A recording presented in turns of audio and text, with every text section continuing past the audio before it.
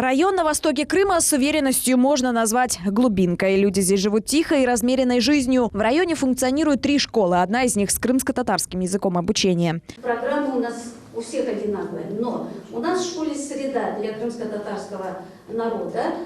Мы изучаем обычаи, традиции, мы общаемся. Желающих обучаться в школе много, даже очень. А в очередь записываются на несколько лет вперед. Из-за большого наплыва нет мест. Семьи из близлежащих сел готовы возить детей в школу на личном транспорте. Но общеобразовательное учреждение не рассчитано на такое количество учащихся. 3 детей моих учатся, уже скоро будет выпуск.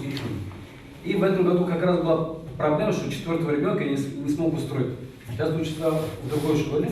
А ребенок все-таки чувствует себя в другой среде. Сейчас здесь обучается больше 300 учеников в 2 смены. Несмотря на то, что в школе нет оборудованного спортзала, ученики вошли в сборные России и Крыма. А уже зимой 9 спортсменов из школы вновь поедут защищать честь полуострова. Всяческую помощь в финансовом плане пообещал оказать депутат. Весь педагогический состав в течение нескольких часов общался с парламентарием. Хотелось бы, чтобы эти встречи были системными, чтобы каждый из вас понимал, что если есть проблема, он не остался в одиночку, а знает, к кому обратиться, то есть как проблема индивидуального характера, так и коллективного. Чтобы хоть как-то уменьшить очередь учащихся, актовый зал переоборудуют в 2 учебных класса. А к 2020 году объект будет реконструироваться по федеральной целевой программе. Пользуясь случаем, жители рассказывали и о проблемах дорожной инфраструктуры. У нас, знаете, не такое потребительское отношение. Дайте нам и все.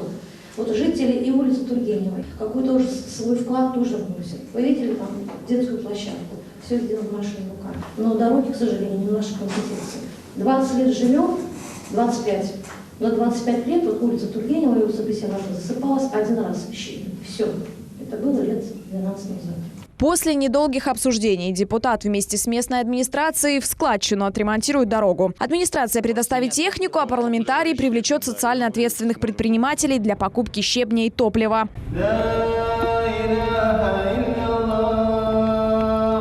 В мечети поселения парламентарий провел встречу с имамами, где обсудили оформление по всем стандартам права культовых объектов, а также план строительства мечети в селе Восточном. В селе Пушкино к парламентарию обращались за помощью в выделении участка под кладбище. Этот вопрос в ближайшее время решит администрация. Арзы Хасьянова, Асан Зивадинов, телеканал Милет.